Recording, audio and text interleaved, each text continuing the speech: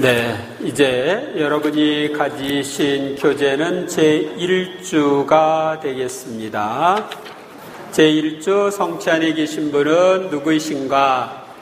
47쪽에 있는 성체 조배 때 드리는 기도 함께 바치고 시작하겠습니다. 항상 우리와 함께 계시는 주님, 당신이 빵의 형상으로 감실 속에 계심을 저는 굳게 믿습니다.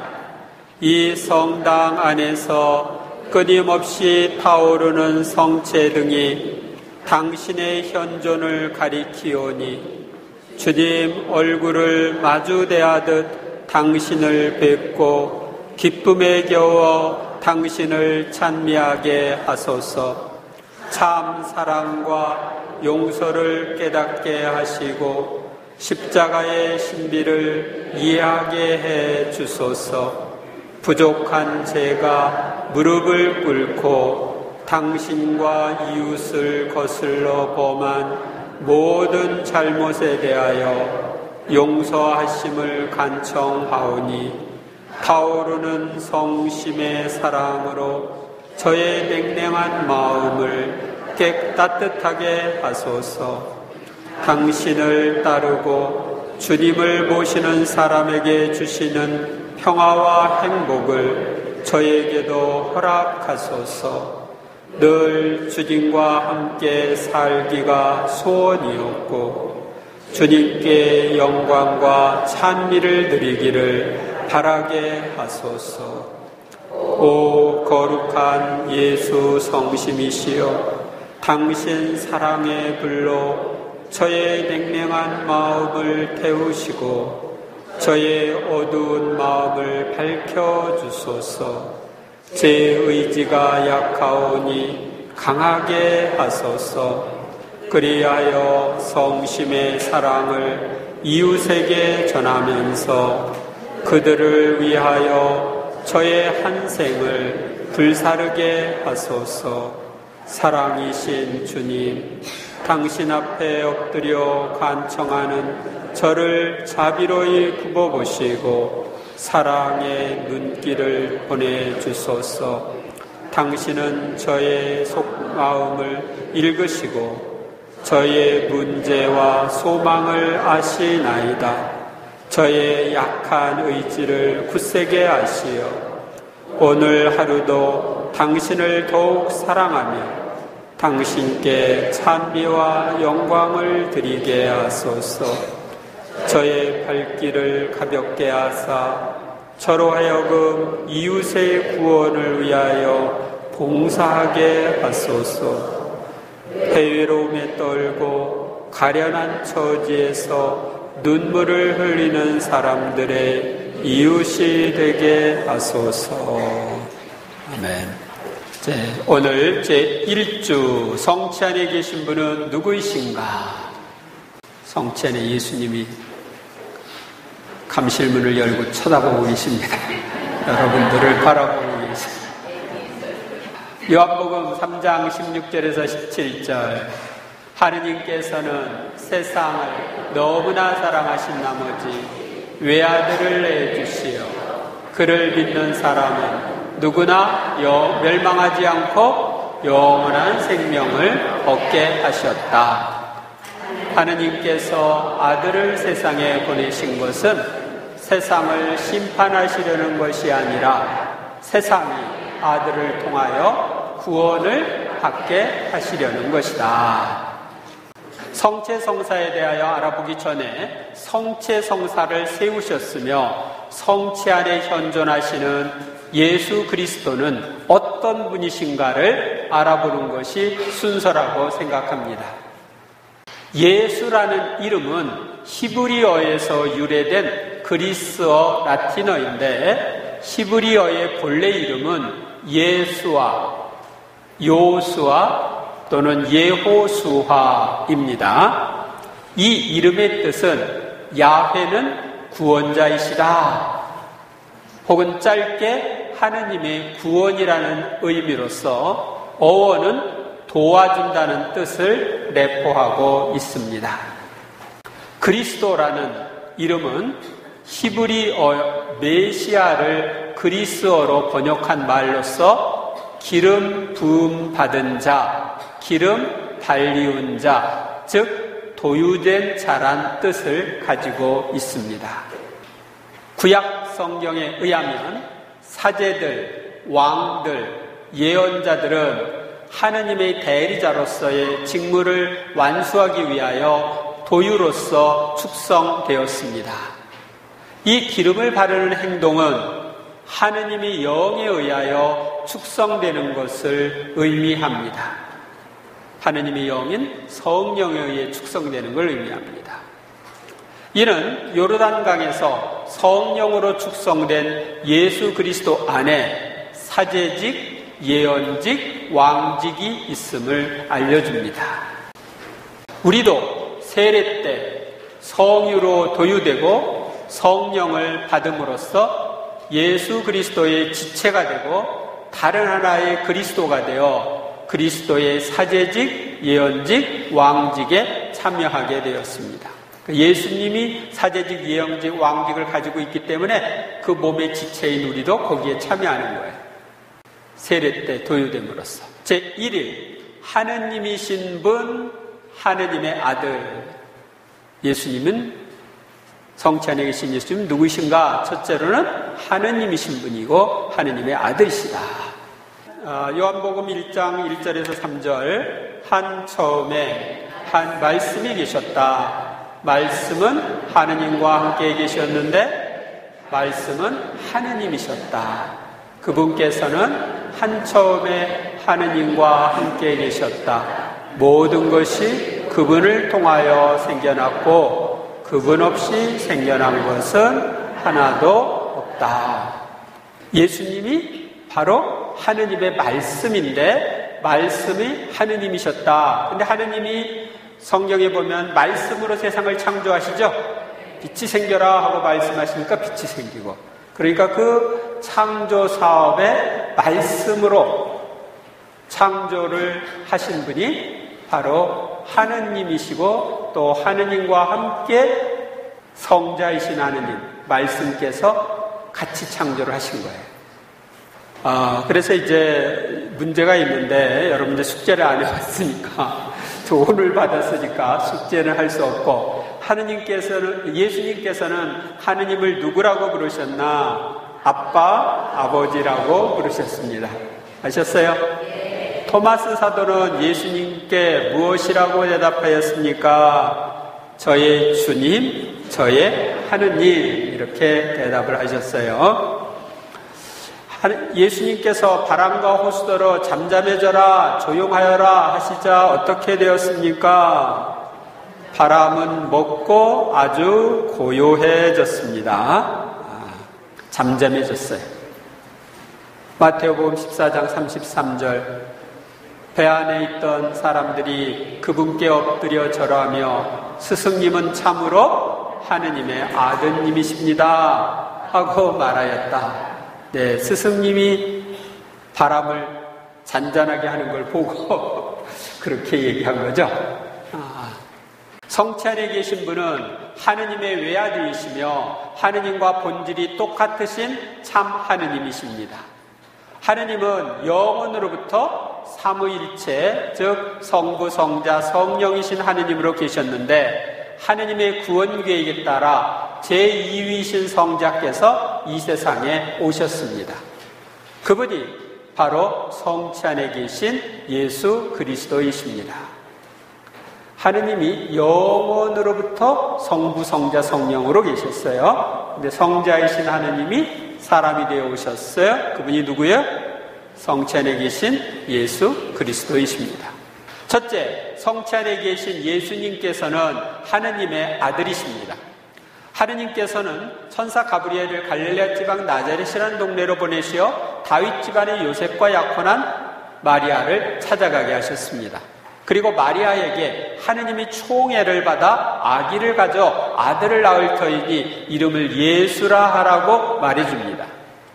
그 당시 유다인의 관습에 의하면 이름을 지어주는 것은 법률상으로 아버지임을 나타내는 것이므로 하느님께서 천사를 파견하여 예수라는 이름을 직접 지어주신 것은 예수님이 하느님의 아들이심을 나타냅니다. 예수님께서는 세상에 계실 때 당신이 하느님의 아들이라고 스스로 말씀하셨으며 유다인들이 하느님을 아버지라고 부르는 아비히누라는 말과 달리 하느님을 아빠라고 부르심으로써 당신이 하느님과 특별히 친한 관계에 있는 아들임을 보여주셨습니다.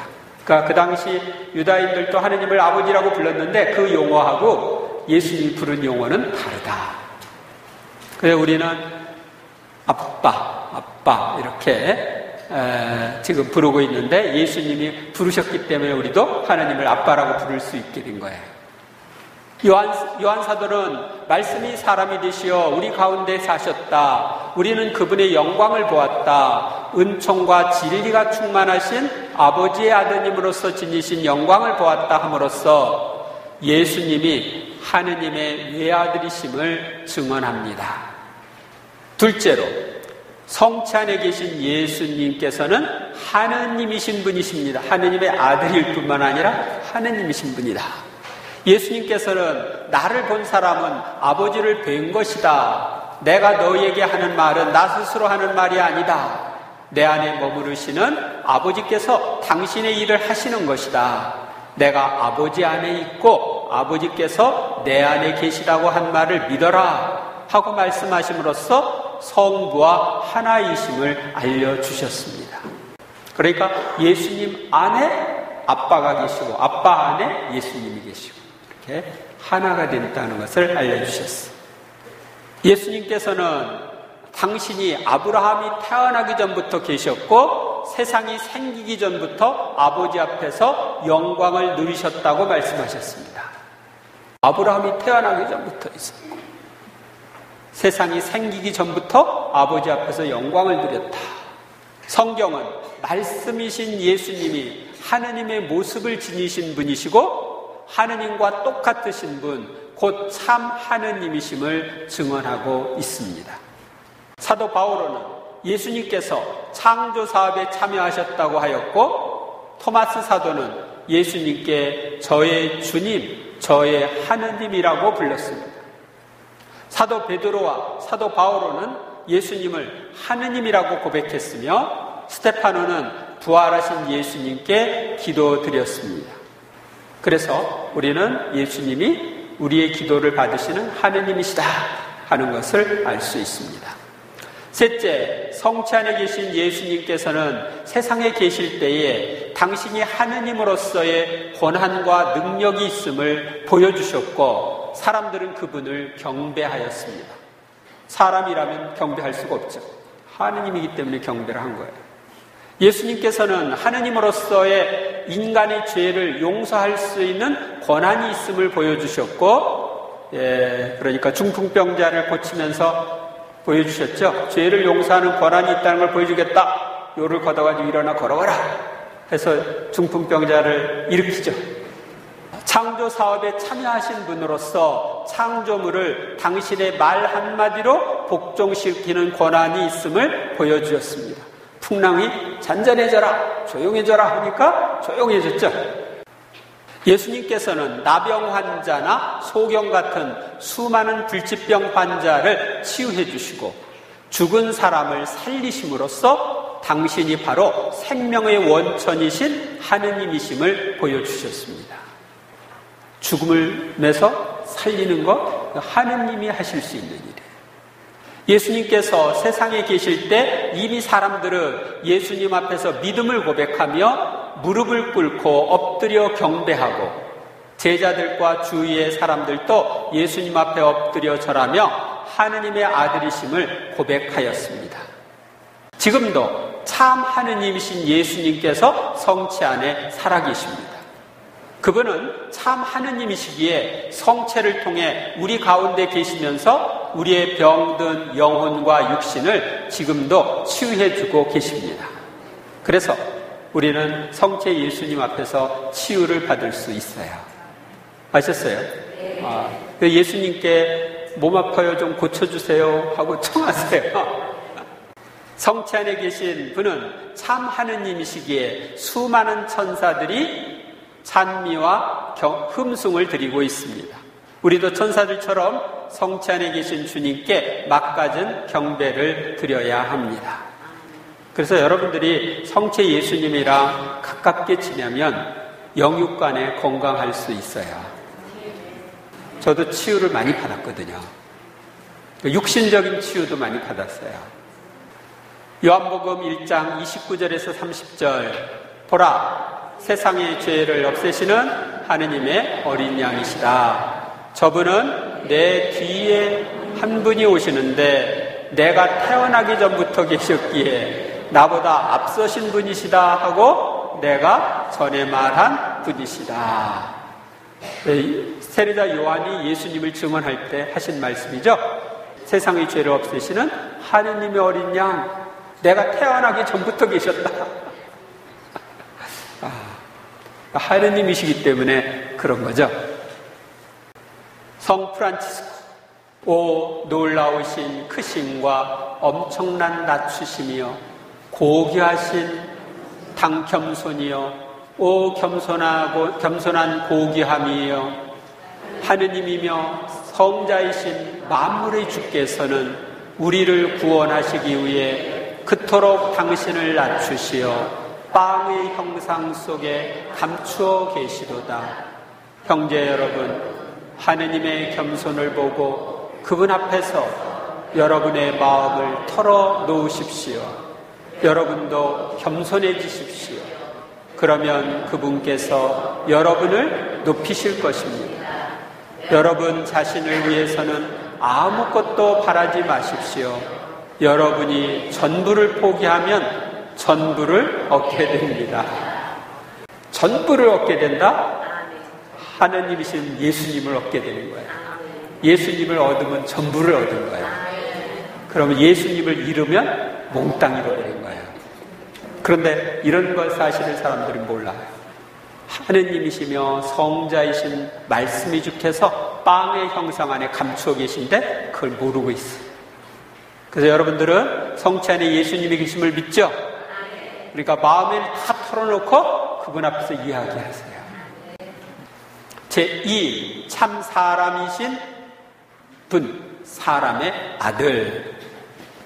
필립비서 2장 6절에서 7절, 그분께서는 하느님의 모습을 지니셨지만 하느님과 같음을 당연한 것으로 여기지 않으시고 오히려 당신 자신을 비우시어 종의 모습을 취하시고 사람들과 같이 되셨습니다.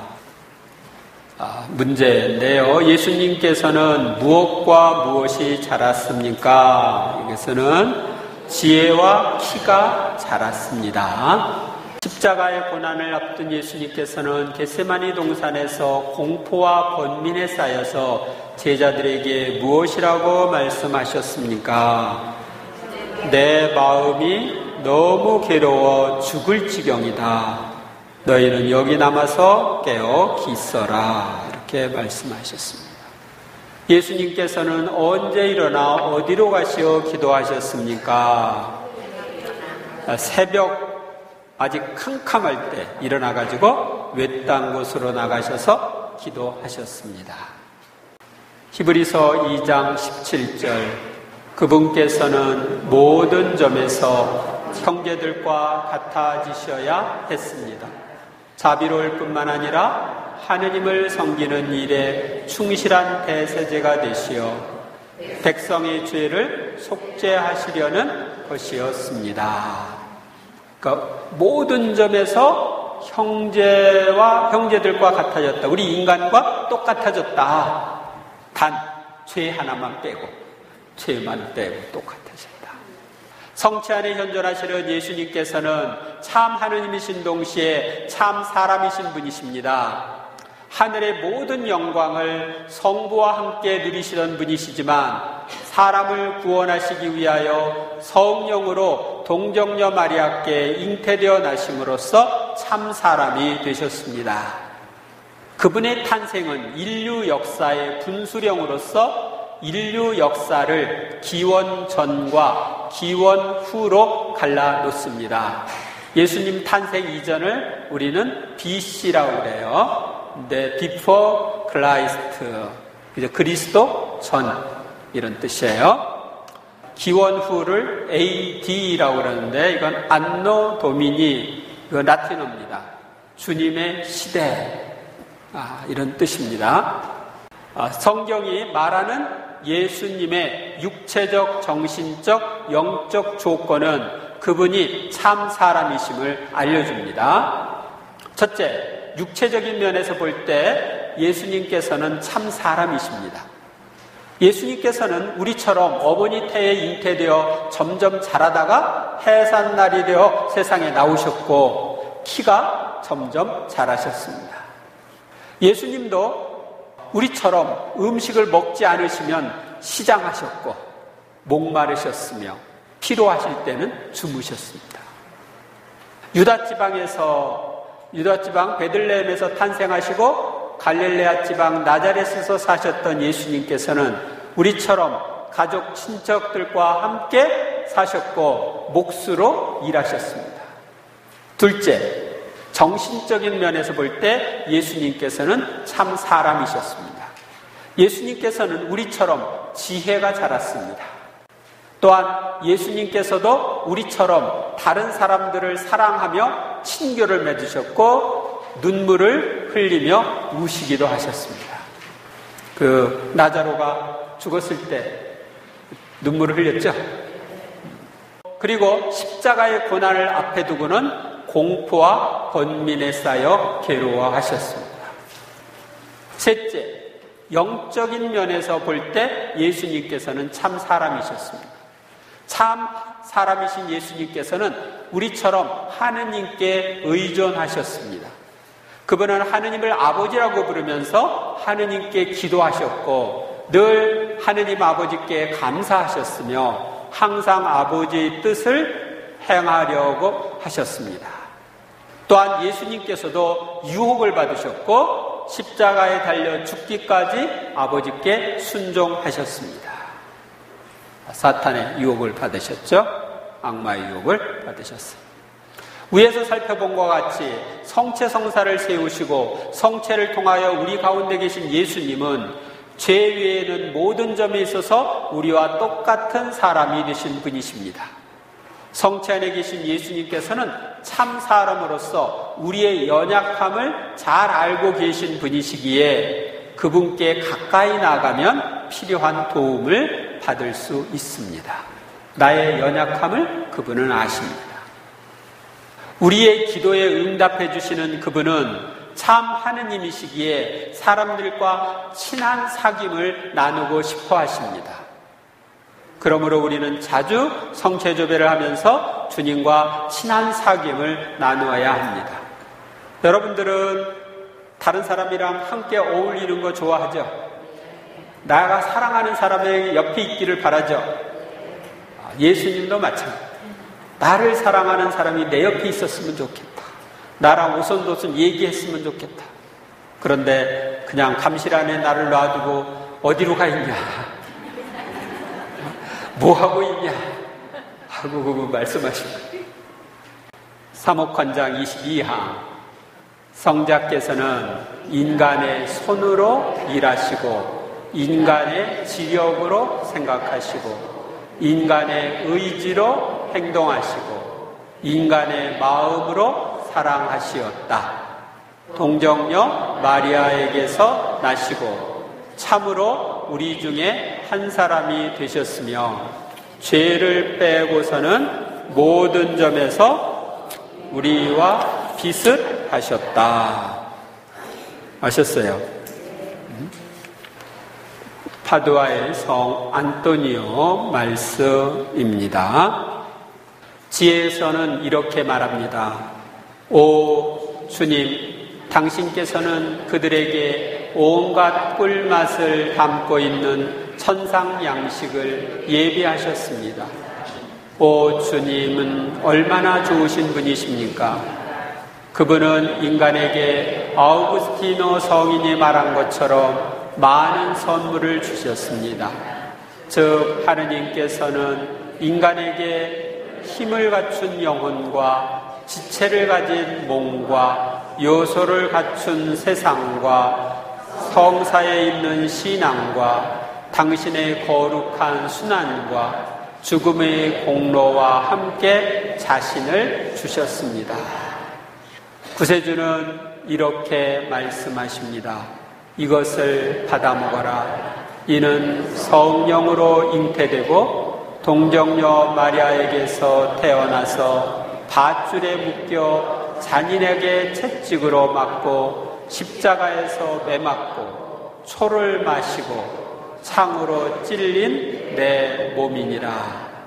이 모든 것을 우리는 성체를 영할 때마다 묵상해야 합니다. 그분의 갈기갈기 찢긴 등, 상처 입은 옆구리, 가시에 찔린 머리, 못 박히신 손과 발, 거룩한 몸을 상하 좌우로 훑어본다면 어디서나 고통과 피를 발견하게 될 것입니다. 그것은 여러분에게 영원한 지복을 누리는 생명의 단맛을 주기 위해 이루어졌습니다. 제3일, 인류의 유일무이한 스승이신 분. 마태복음 23장 8절. 너희는 스승이라고 불리지 않도록 하여라. 너희의 스승님은 한 분뿐이시고 너희는 모두 형제다. 12살 때 예수님과 대화하던 율법교사들은 모두 무엇에 경탄하고 있었습니까? 그의 슬기로운 답변. 다시 말하면 예수님의 슬기로운 답변에 경탄하고 있었습니다. 예수님께서는 무엇을 완성하러 오신 분이십니까? 예수님께서는 이렇게 말씀하셨어요. 내가 율법이나 예언서를 폐지하러 온 줄로 생각하지 마라. 폐지하러 온 것이 아니라 오히려 완성하러 왔다. 그래서 율법서와 예언서, 이 말씀들을 완성하러 오셨죠. 예수님께서는 당신 자신을 무엇이라고 정의하셨습니까? 나는 길이요, 진리요, 생명이다 하셨습니다. 요한복음 8장 31절에서 32절. 너희가 내 말 안에 머무르면 참으로 나의 제자가 된다. 그러면 너희가 진리를 깨닫게 될 것이다. 그리고 진리가 너희를 자유롭게 할 것이다. 성체 안에 현존하시는 예수님은 인류 역사상 유일무이한 최고의 스승이십니다. 그리고 지금도 우리를 가르치고 계신 스승입니다. 지금도 성체 안에 계시면서 우리를 가르치고 계십니다. 또 사제들이나 당신을 믿고 따르는 사람들을 도구로 쓰셔서 우리를 가르치고 계십니다. 첫째, 예수님께서는 어린 시절부터 뛰어난 분이셨지만 30세가 될 때까지는 평범하게 사시면서 공생활을 준비하신 스승이십니다. 예수님께서는 12살 때 이 율법교사들과 대화를 나누고 그들이 경탄할 정도로 뛰어나신 분이셨지만 30세가 될 때까지 자신을 드러내지 않으셨습니다. 그분은 구약 성경에 한 번도 언급되지 않을 정도로 이름 없는 마을 나자렛에서 마리아와 요셉과 함께 평범하게 사셨습니다. 그래서 나타나엘이 나자렛에서 뭐 신통하긴 하겠냐 그랬어요. 그분의 직업은 목수였고 교육 수준은 글을 읽고 쓸 수 있는 정도였으며 30세의 요르단강에서 세례를 받으신 후 3년 동안 공생활을 하시면서 백성을 가르치셨습니다. 여기서 메시아로서의 예언직을 수행한 거죠. 둘째, 예수님께서는 구약 성경의 말씀을 잘 알고 계셨으며 구약을 완성하러 오신 스승이십니다. 예수님께서는 구약의 말씀을 잘 알고 계셨습니다. 그래서 유혹을 받을 때마다 말씀으로 물리치셨고 구약 성경 말씀을 들어 가르치기도 하셨습니다. 근데 이 성경은 누구한테 배웠나? 어린 시절에 마리아한테서 배웠어요. 성모님이 예수님과 또 주위에 있는 친척 형제들을 데리고 가르치셨어요. 유다, 야곱 유다, 야고보 이런 사람들을 예수님과 함께 가르쳤어요. 또한 구약의 율법과 예언서의 말씀을 완성하러 오신 예수님은 율법이나 제도나 관습이 하느님 사랑과 이웃 사랑이라는 계명에 어긋날 때에는 이를 가차없이 비판하시고 당신의 권위로서 새롭게 하셨습니다. 율법은 목적을 위한 방편이 되어야 하는데 그 당시에는 목적 자체가 되었고 율법의 문자에 사로잡혀 원래 주어진 정신을 악하게 왜곡하고 있었습니다. 그래서 예수님께서는 이를 책망하시고 바로 잡으셨습니다. 셋째, 예수님께서는 그 당시의 스승들과 전혀 다른 스승이셨습니다. 예수님께서는 수많은 기적과 비유로 가르치셨고 그분의 말씀은 권위가 있었습니다. 그 당시 스승들은 율법이나 다르기의 견해에 의지하여 가르쳤지만 예수님께서는 자신의 권위로 가르치셨습니다. 눈은 눈으로 이는 이라고 하는 말씀을 너희는 들었다. 그러나 나는 너희에게 이렇게 말한다. 안가품하지 마라. 복수하지 마라. 원수를 사랑해라. 이러면서 말씀을 하시죠. 구약 성경에 이렇게 되어 있는데 나는 너희에게 이렇게 말한다. 당신의 권위로 이야기하시는 거예요. 왜? 당신이 바로 율법을 완성하러 오신 분이시니까. 하느님이신 분이니까 그렇게 이야기하실 수가 있죠. 예수님께서는 당신의 가르침대로 실천하셨으며 예를 들면 친구를 위하여 목숨을 내놓는 것보다 더 큰 사랑은 없다고 하신 분, 우리를 위하여 목숨을 바치심으로써 가장 큰 사랑을 실천하셨습니다. 당신이 우리를 사랑하신 것처럼 우리도 서로 사랑하라는 계명을 주셨고 이를 실천하셨습니다. 예수님께서는 한 번도 당신의 가르침을 취소하거나 수정하거나 의심하지 않으셨으며 수많은 기적들을 통하여 당신 말씀의 참됨을 증명하셨습니다. 우리는 그 말 잘못했어 하고 취소 그러죠. 그때 내가 잘못 가르쳤는데, 그런데 예수님은 한 번도 당신 가르침을 취소하거나 수정하거나 의심하지 않으셨어요. 넷째, 예수님께서는 인류의 여러 스승들과 전혀 다른 스승이셨습니다. 진리신 예수님은 하늘과 땅은 사라질지라도 내 말은 결코 사라지지 않을 것이라고 하셨습니다. 그러니까 세상의 스승들이라고 하는 사람들은 진리의 일부를 알려줬는데 예수님은 진리 자체이신 분이에요. 예수님의 말씀에는 권위가 있었기 때문에 듣는 사람마다 그 가르침에 몹시 놀라워하였습니다. 예수님은 거의 모든 사람이 인정하는 것처럼 인류 역사상 도덕적, 정신적, 종교적으로 가장 많은 영향을 미치신 인류 최고의 스승이십니다. 그런데 이분이 단 3년밖에 안 가르쳤는데 인류 최고의 스승이셔요. 공자라든지 소크라테스라든지 마호메트라든지 인류의 스승들이라고 부르는 석가모니라든지 이런 사람들은 오랫동안 가르쳤죠. 그런데 예수님은 딱 3년. 그런데 최고의 스승으로 최고의 영향을 미치고 있어요. 그분은 진리의 일부를 깨달아 전해준 석가모니, 공자, 마호메트, 소크라테스 등의 스승과는 달리 진리 자체이신 분이십니다. 따라서 인류의 다른 스승들의 말은 진리 자체이신 분의 말씀에 의하여 재해석되고 완성되어야 합니다. 그러니까 진리 자체라고 하는 건 뭐냐면 태양과 같아요. 태양. 그런데 태양빛의 일부를 받아서 우리에게 주는 달빛 있죠? 달빛.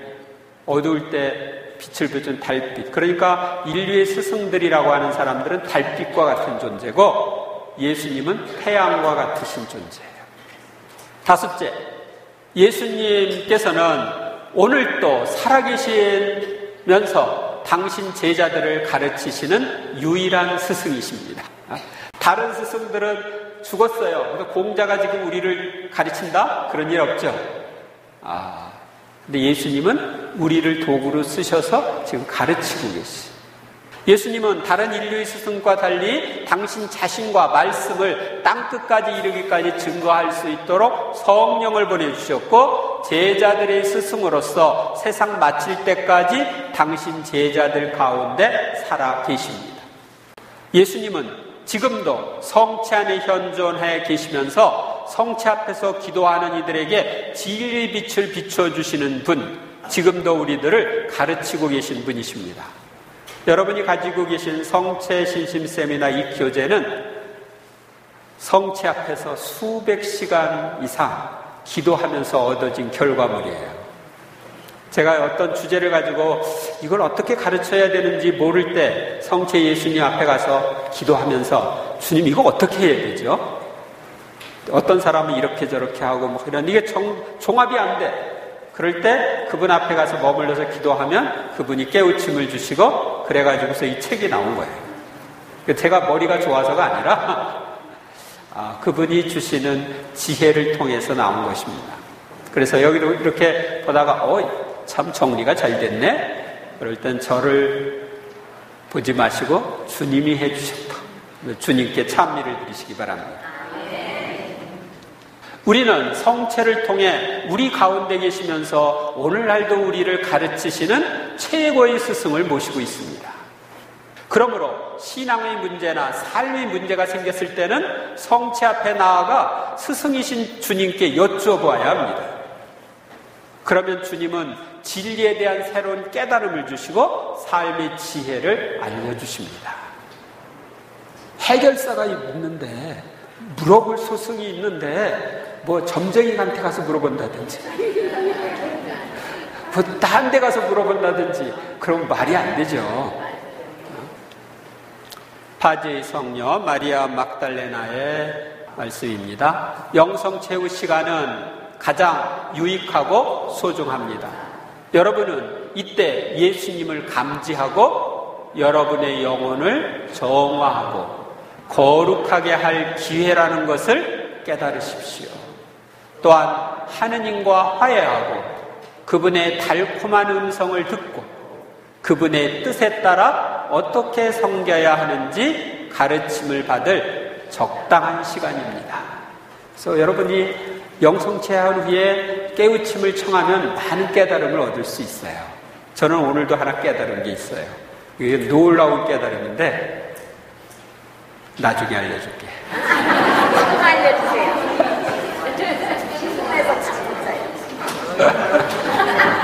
내가 아직까지 한 번도 생각해보지 않았던 깨달음이에요. 뭔지 아십니까? 모르죠? 알려줘요? 네. 성모님이 우리를 너무너무 사랑하신다. 근데 얼마나 사랑하시냐? 성모님이 나타나셔서 1531년에 과달루페 성모 발현 때 성모님이 거기 나타내 메시지를 주셨거든요. 그때 성모님이 하신 말씀이 한국어다. 이게 무슨 얘기인가? 그렇죠?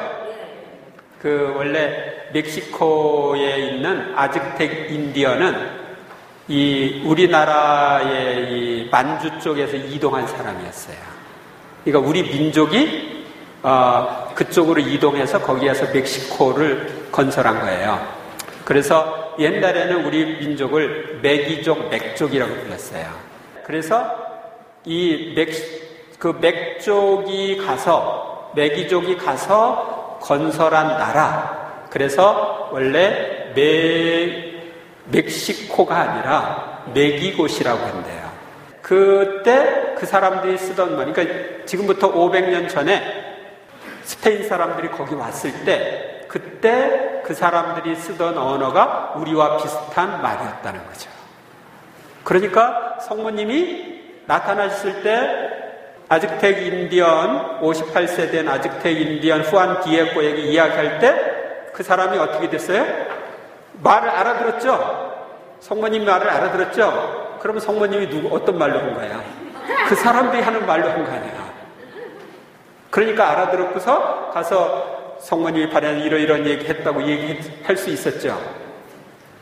그러니까 이 놀라운 신비, 이 과달도의 성모님 발현은 성모님이 그 유일하게 당신 발현 모습을 아즈텍 인디언 망토에다 찍어줘가지고 성모님이 당신 모습을 그린 유일한 그 작품인데, 그 아즈텍 인디언이 쓰던 말을 성모님이 썼다.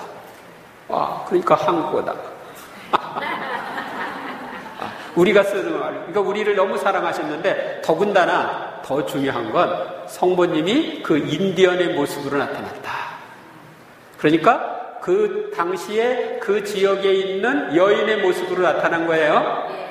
그러니까 한국인 모습으로 나타난 거야. 아셨어요? 그러니까 한국을 얼마나 사랑하는 거야. 우리 백의 민족을 얼마나 사랑하는 거야. 당신이 그 모습으로 나타나고 그 말로 메시지 주시고.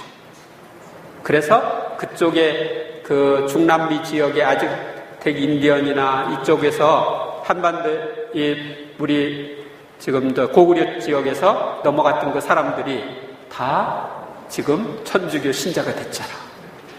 중남미 지역이 다 복음화가 됐잖아요. 그러니까 성모님이 한국을 엄청 사랑하신다. 우리 민족을 엄청 사랑하신다. 아셨어요?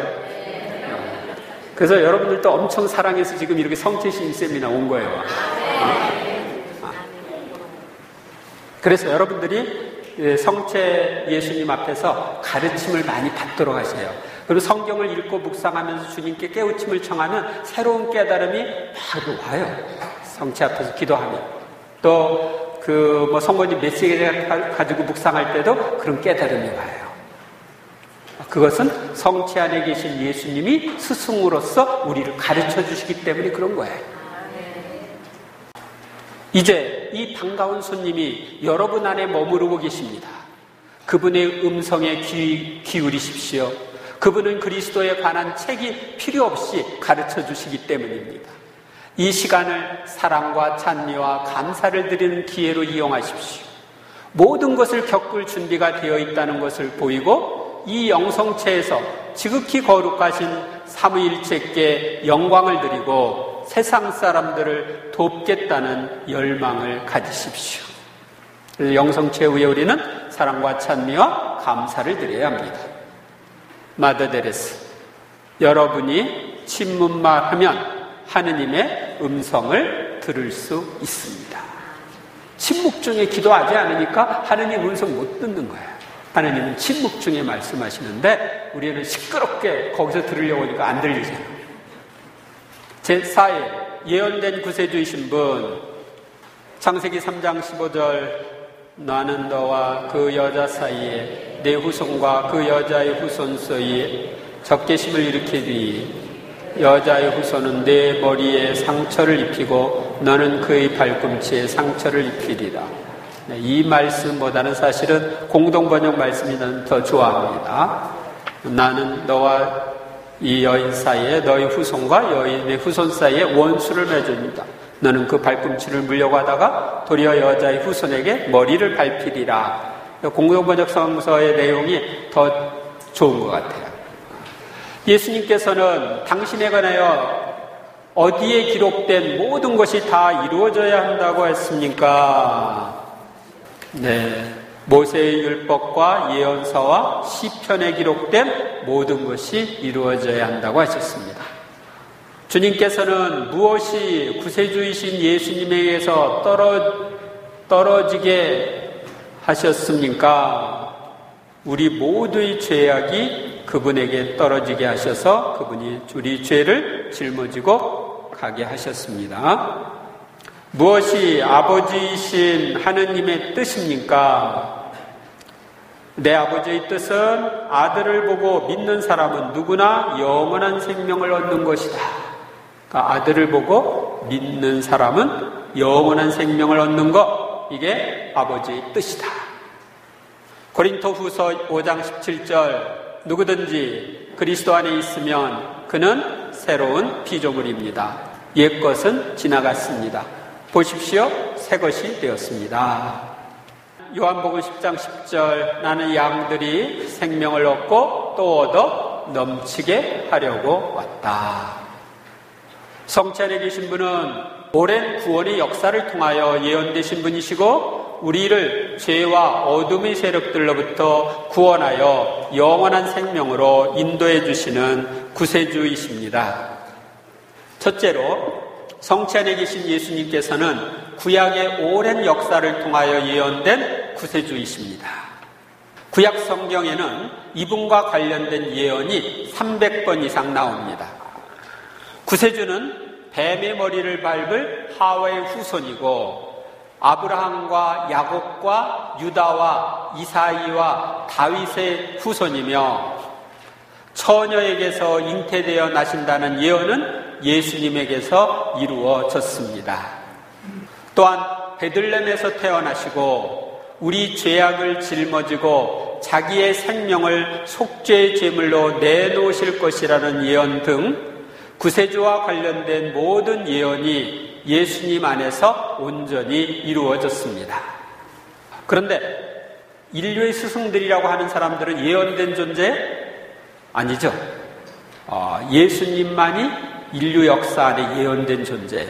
하느님이신 분이 사람이 되어 오시는데 전혀 예고 없이 오실 수가 없죠. 그래서 인류 역사에 개입하기 위해서 오시기 위해서는 수천 년의 역사를 통해 예언되고 준비되어 오신 거예요. 둘째, 예수님께서는 인류를 죄악의 노예살이로부터 구원하시기 위하여 오신 구세주이십니다. 그분은 우리 죄를 당신 몸에 친히 지시고 십자가에 달리셔서 우리로 하여금 죄의 권세에서 벗어나 올바르게 살게 하셨습니다. 그리고 그 화해의 말씀을 우리에게 맡겨 전하게 하셨습니다.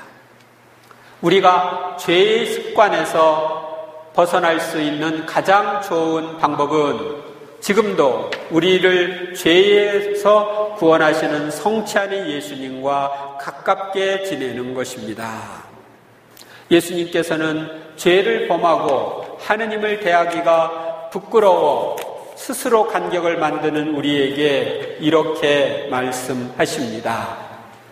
하느님께서는 너희를 용서하시고 사랑하신다. 하느님께서는 너희가 죄인임에도 불구하고 보살피신다.